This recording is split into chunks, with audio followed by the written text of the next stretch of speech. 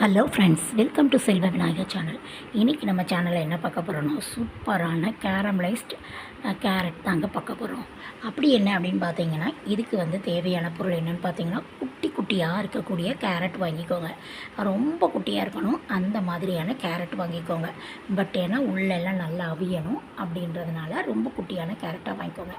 வாங்கிக்கிட்டு அதில் நல்ல நுனிப்பகுதியில் லேசாக கட் பண்ணால் போதும். ஃபுல்லாக நிறைய கட் பண்ணிட வேண்டாம். நுனிப்பகுதியையும் தலைப்பகுதியையும் லேசாக இருக்கக்கூடிய கேரட்டில் கட் பண்ணிக்கோங்க. இன்றைக்கி நான் வந்து ஒரு 4 கேரட் தான் எடுத்து வச்சுருக்கேன். ஒரு 8 கேரட் கிட்டே நான் வாங்கி வச்சுருந்தேன். பட் இப்போதைக்கு 4 எப்படி இருக்குதுன்னு ட்ரை பண்ணி பார்த்தேன். செம்ம சூப்பராக வந்திருந்தது. நீங்களும் ட்ரை பண்ணி பாருங்கள். இந்த கேரட்டை வந்து கட் பண்ணியாச்சு. அதுக்கப்புறம் கேரமல் பண்ணதுக்காக இங்கே வந்து பார்த்திங்கன்னா, நான் நாட்டு சர்க்கரை எடுத்திருக்கேன். நீங்கள் ஹனி கூட யூஸ் பண்ணிக்கலாம், நல்ல தேனாக யூஸ் பண்ணிக்கலாம். நான் நாட்டு சர்க்கரை எடுத்து உங்களுக்கு இனிப்பு எவ்வளோ தேவையோ அந்த அளவுக்கு போட்டுக்கோங்க. இது வந்து நான் ரேஷன் கடையில் வாங்கின நாட்டு சர்க்கரைங்க. இதில் வந்து இனிப்புக்கு வந்து கம்மியாக தான் இருக்கும். ஸோ நான் வந்து 2 ஸ்பூன், பெரிய ஸ்பூனுக்கு 2 ஸ்பூன் போட்டிருக்கேன். நீங்கள் உங்களுக்கு இனிப்பு எவ்வளோ தேவையோ அந்த அளவுக்கு போட்டுக்கோங்க. அதில் தண்ணி விட்டு நல்லா கரைச்சி எடுத்துக்கணும். அதில் எந்த வித பபிள் எதுவுமே இல்லாமல் நல்லா கரைச்சிட்டு வடிகட்டி நம்ம எடுத்து வச்சுக்கிடலாம். பார்த்திங்கன்னா அந்த பபிள் வந்துகிட்டே இருக்குது. கொஞ்சம் நச்சு விட்டோன்னா தான் அந்த கொஞ்சம் கட்டி இல்லாமல் கரையும். இந்த மாதிரி வச்சுக்கோங்க. குட்டீஸ்க்கெல்லாம் ஸ்நாக்ஸ் பாக்ஸ்க்கெலாம் கொடுத்து விடுறதுக்கு இது அவ்வளோ சூப்பராகவும் அட்டகாசமாகவும் இருக்கும். ட்ரை பண்ணி பாருங்கள். நீங்களே ட்ரை பண்ணி பார்த்துட்டு எப்படி இருக்குதுன்னு சொல்லுங்கள். இதையே வந்து நீங்கள் 4 வகுந்து கூட போட்டு நீங்கள் பண்ணலாம். ஃபுல் நீளமாக போடுறதா இருந்தாலும் போடலாம். இல்லை இந்த கேரட்டை நீல வாக்கில் 4 வகுந்துக்கோங்க. வகுந்து அப்படி கூட நீங்கள் போட்டுக்கலாம். இதுக்கு பார்த்திங்கன்னா கொஞ்சம் மிளகு பொடி தேவைப்படுது. மிளகு பொடியும் உப்பும் தேவைப்படும். இவ்வளோதான் இதுக்கு தேவையான பொருள். தேவையான அளவு கொஞ்சமாக மிளகு பொடி, உப்பு, அப்புறம் வந்து தேன் அல்லது நாட்டு சர்க்கரை. அப்புறம் அடுப்பில் கடாய் வச்சு இதில் வந்து நான் நெய் விட்டுருக்கேன்.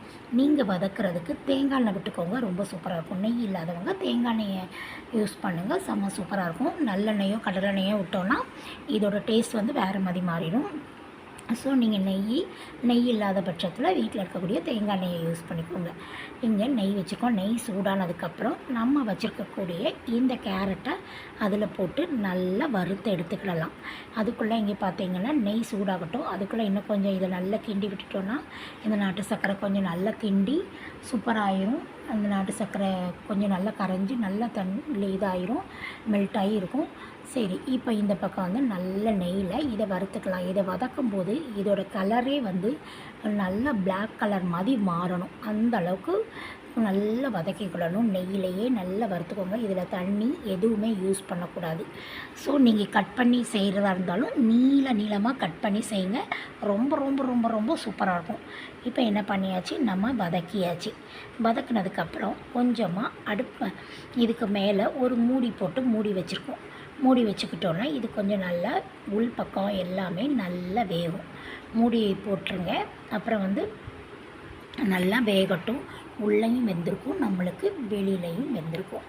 இப்போ வந்து பார்த்திங்கன்னா அடுப்பை ஆஃப் பண்ணிவிட்டு மூடி எடுத்துகிட்டு அடுப்பை ஆஃப் பண்ணிவிட்டு இதை எடுத்து வெளியில் வச்சாச்சு.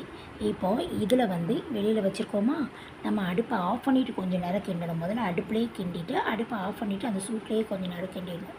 இப்போ மிளகு பொடி போட்டுக்கலாம். இருக்கக்கூடிய கொஞ்சமாக மிளகு பொடி எல்லா கேரட்லேயும் நல்லா படுற மாதிரி மிளகு பொடியை போட்டுக்கோங்க. அப்படி இல்லை ஒரு கிண்ணத்தில் போட்டு நல்லா உருட்டி இப்படி தடவி உருட்டி எடுத்திங்கன்னா மிளகு எல்லா இடமும் ஸ்ப்ரெட் ஆகும். இப்போ மிளகு ஸ்ப்ரெட்டு நல்லா எல்லா கேரட்லேயும் ஸ்ப்ரெட் ஆனதுக்கப்புறம் இதில் வந்து அடுப்பை வந்து திரும்ப பற்ற வைக்கக்கூடாது. அடுப்பை நம்ம ஆஃப் பண்ணிட்டோம். கேரட் நல்லா வதங்கினதுக்கப்புறம் நம்ம அடுப்பை ஆஃப் பண்ணிட்டோம். அதுக்கப்புறம் தான் அந்த மிளகு பொடி போட்ட கேரட்டை திரும்ப அந்த சூட்லேயே என்ன பண்ணுறோம், திரும்ப வதக்கிறோம். நம்ம அடுப்பை பற்ற வச்சோன்னா இந்த மிளகு கரிஞ்சிரும், இதில் வந்து டேஸ்ட்டு மாறிடும். ஸோ இதான் இதில் உள்ள ட்விஸ்ட்டு.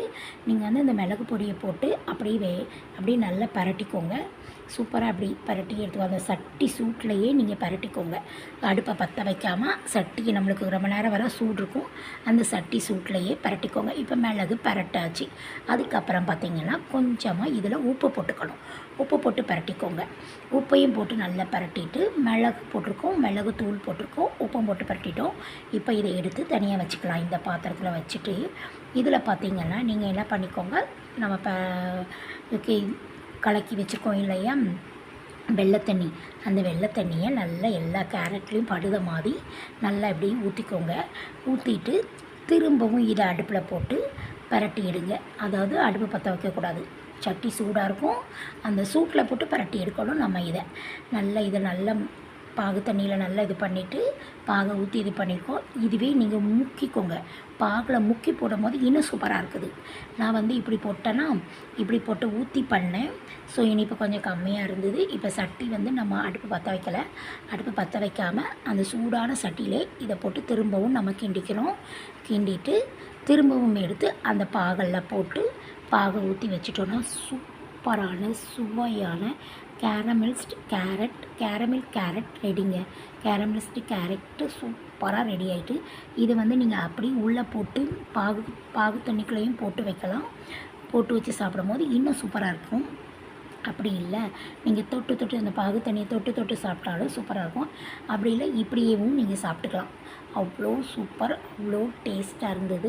ட்ரை பண்ணி பார்த்துட்டு எனக்கு கமெண்ட் பாக்ஸில் கமெண்ட் பண்ணுங்கள் ஃப்ரெண்ட்ஸ். நான் புதுவிதமாக ட்ரை பண்ணியிருக்கேன். இது ட்ரை பண்ணி பார்த்தா செம்ம சூப்பராக வந்திருந்தேன். ஆல்ரெடி ஒன் டைம் ட்ரை பண்ணி பார்த்துட்டு தான் இது இன்றைக்கி உங்களுக்கு வீடியோவாக போஸ்ட் பண்ணியிருக்கேன். செம்ம சூப்பராக இருந்தது. குட்டீஸ்க்கு ஸ்நாக்ஸ் பாக்ஸுக்கு செம்ம சூப்பராக இருக்கும். நீங்கள் எல்லோரும் உங்கள் வீட்டில் செஞ்சு பார்த்து சுவை எப்படி இருக்குது அப்படின்றத எனக்கு கமெண்ட் பாக்ஸில் கமெண்ட் பண்ணுங்கள் ஃப்ரெண்ட்ஸ். அப்படி நம்ம சேனலை சப்ஸ்கிரைப் பண்ணி உங்கள் ஃப்ரெண்ட்ஸ் அண்ட் ஃபேமிலிக்கு ஷேர் பண்ணி சப்போர்ட் பண்ணுங்கள் ஃப்ரெண்ட்ஸ். தேங்க்யூ.